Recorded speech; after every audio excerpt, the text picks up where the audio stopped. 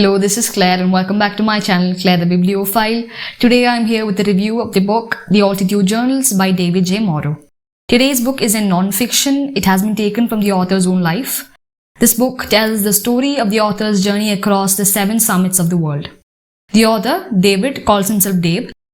David describes himself as having been at the lowest point of his life when he was faced with divorce after nearly 17 years of marriage. The emotional turmoil associated with divorce brought back several painful memories as well as unresolved feelings from his past. All of these aspects came together to make the author go to an emotionally very bad place. And it was at this point of his life that the author decided to take up his brother-in-law's invitation to climb Mount Denali. Now, the author is not a mountaineer. He has never attempted climbing mountains. He's never even thought of doing such a thing. But at the time, he was so emotionally down that he had nothing to do. He needed something to focus on. And he even reasons with himself that even failure could not have made him feel any worse than he was feeling then. David successfully summited Denali in 2009. He followed it up with climbs to Kilimanjaro, Mount Elbrus, Aconcagua, Vinson Massif and Carstensz Pyramid, finally finishing it up with Mount Everest in 2013. It was an incredible journey and a wonderful reading experience. I really enjoyed reading this book. The book starts with a very brief explanation of how the author's life was, the issues he was facing then, divorce situation, and then we have his very first climbing experience in Denali. Later, the book follows his progress through various mountains, his summits, his journeys, his accomplishments, the way what the changes mountaineering brought into his life, and the book ends somewhere after the summits to Mount Everest. I really like the way the book was structured because this gave me an opportunity to see the author's growth as a mountaineer. This also helped me understand a lot about mountaineering as a whole. I also found this aspect of the book to be very educational for me.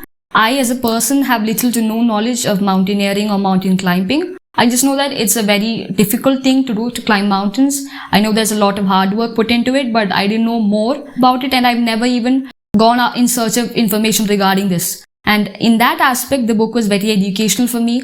We start seeing Dave as an amateur, a newbie into this field, and we can see the things he learned, the things he came across, his new experiences, and I like that.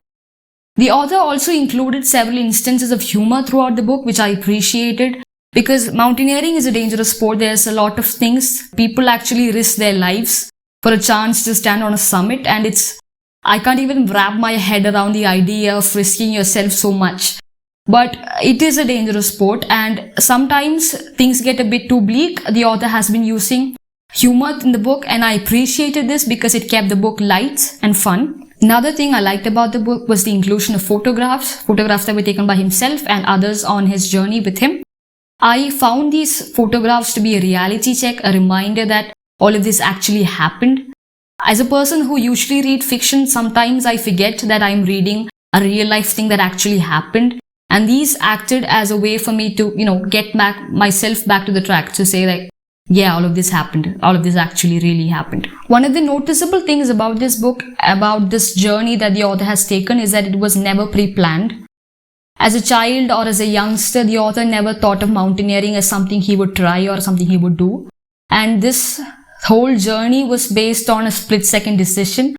When he climbed Denali, the author had no hopes of actually reaching the summit. He was just trying to challenge himself, trying to see how close to the summit he could get. He was not even seeing himself at the summit.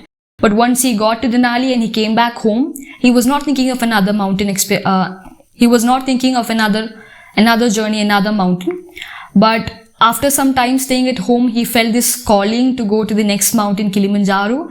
And he followed that calling and to the mountain. And it's the same calling that called him to all the other mountains here. And I really like this because this was not a pre-planned journey. The author had no intention, but yet he did it. He went for it. He followed his calling. The very fact that the author was willing to listen to what was being said to him, that he was ready to take a leap of faith, was a very brave thing for him to do, I feel.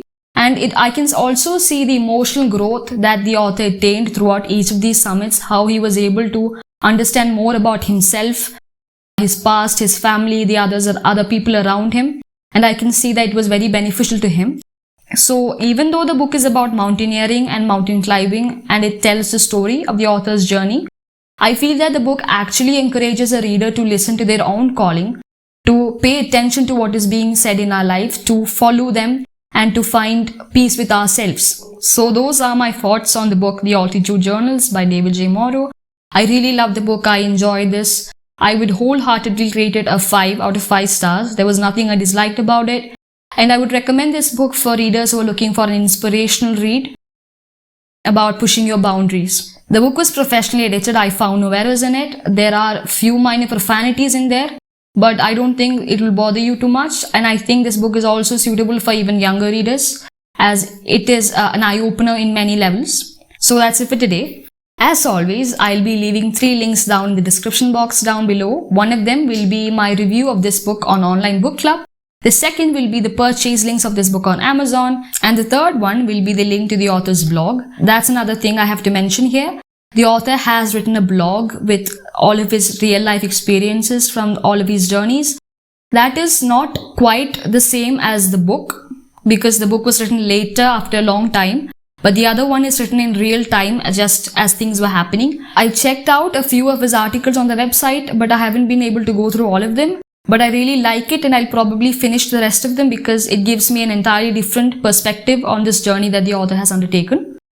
So that's it for today. I hope you guys enjoyed this. If you have any books that you would like to hear me do a review about, please leave a comment down below. If you enjoyed this video and think this would benefit others, don't forget to share and subscribe. So have a great day. Bye.